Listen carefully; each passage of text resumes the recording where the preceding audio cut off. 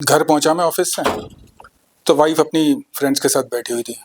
देखते ही बोली, think of the devil and devil is here. मैंने कहा बड़ा प्यार आ रहा है यार, आज क्या बात है।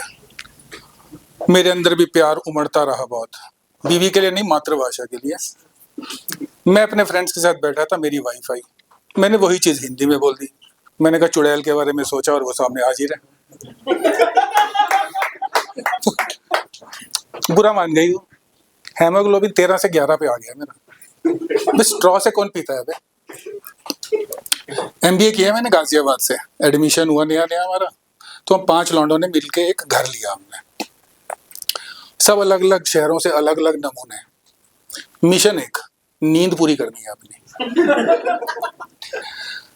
घर वालों ने कभी सोने ही नहीं दिया। सुबह 7 बजे कौन उठाता है यार, हमें कौन सा खेतों में पानी देने जाना है। लेकिन हॉस्टल में हम खूब सोते थे। सोते क्या थे, हम कोमा में चले जाते थे। सुबह उठ के कितनी बार पूछते थे, बे तारीख क्या है आज, अबे क्या बात कर रहा है, उठाया क्यों नहीं। अरे यार मैं तो खुद 2 दिन बाद उठाऊंगा आज। खैर, एक था हमारे में, वो सोता क्या था, वो मर जाता था। रोज सुबह उसका पुनर्जन्म होता था।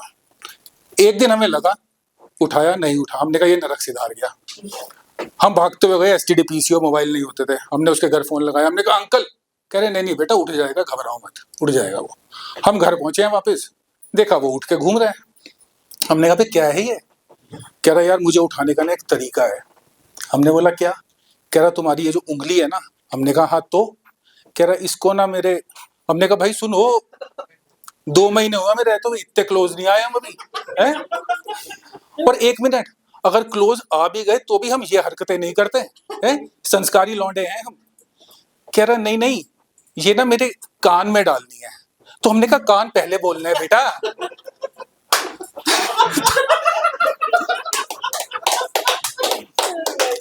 तो एक कह रहा है तभी तेरे कान के छेद इतने बड़े बड़े हैं।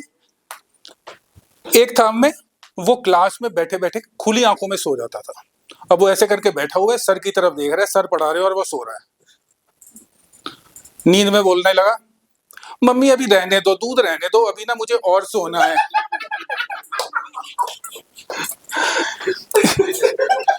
अब सर थे हमारे फिल्मों के शौकीन, उनके अंदर का उत्पल दल जाग गया गोलमाल वाला। कह रहे बेटा दूध तो तुम्हें पीना ही होगा।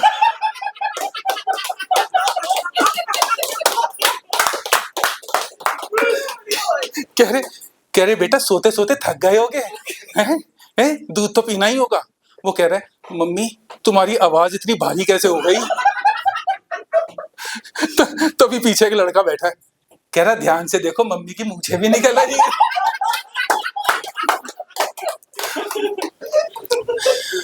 तो बात हो रही थी गाजियाबाद की, तो 90s के दशक में किया है मैंने एमबीए। तो उस समय वहां पे किडनैपिंग्स बहुत होती थी, अपहरण खूब होते थे। तो लोग पैसे जमा करते थे, ये मेरे बच्चे की पढ़ाई के लिए, ये उसकी शादी के लिए, और ये उसके अपहरण के लिए। शादी और पढ़ाई का तो नहीं पता, हाँ अपहरण जरूर होगा। तो हमारे मकान मालिक को फोन आया, कह रहे हाँ जी सेठ जी, लौंडा उठा लिया हमने तुम्हारा। लौंडा उठा लिया, कहाँ गिर गया था, चोट वोट लग गई। अरे भगवान देखो क्या हुआ, लड़के को चोट लग गई। अरे सेठ जी क्यों चिल्ला रहे हो, अपहरण करा हमने तुम्हारे लौंडे का। अरे यार तुमने तो डरा ही दिया था मुझे, हैं? हाँ बताओ कब आना है, कहाँ आना है और कितना लाना है। कह रहे कल आ जाना, पुराने बस अड्डे के पीछे 25 पेटी ले आना। कह रहे ठीक है, जरा मेरे पास एक ऑफर है तुम्हारे लिए। कह रहे ऑफर, लौंडा हमने उठाया, ऑफर तू दे रहा है हमको सेठ। कह रहे नहीं नहीं सुनो, मेरा एक छोटा लड़का भी है। कह रहे हाँ ठीक है। तो कह रहे कल को तुम उसको भी उठाओगे। कह रहे हाँ तो क्यों नहीं उठाएंगे भाई, पेट नहीं पालना हमें अपना। कह रहे नहीं नहीं उठाओ, तुम एक काम करो, एक लमसम बता दो दोनों का, हम आएंगे। अब क्या है ना, पुराने बस अड्डे के पीछे रोज रोज आना, दुकान में नौकर के सहारे गल्ला छोड़ना, है ना, वहां जाम भी बहुत हुआ करे, तेल भी महंगा हो रहा है, एक ही बार आएंगे और ले जाएंगे। कह रहे अच्छा ठीक है, तो तू 40 पेटे ही ले आइयो और लौंडा ले जाइयो। ना ना लौंडा नहीं, 2 लौंडे। अबे तो एक तो उठाया ही नहीं। अरे तो उठाओ ना भाई साहब, कल आएगी उसकी 1:30 बजे स्कूल से रिक्शा, उसे उठा लेना। अच्छा ठीक है, लेकिन भाई साहब एक बात बताओ, आप उसे पहचानोगे कैसे।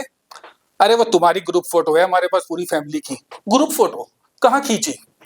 अरे वो तुम पिछले महीने गए थे ना बबलू की शादी में। हाँ हाँ वहीं खींची थी। अच्छा बबलू की शादी में फोटो खींची थी, तभी सेठानी ने फोन खींच लिया उसके हाथ से।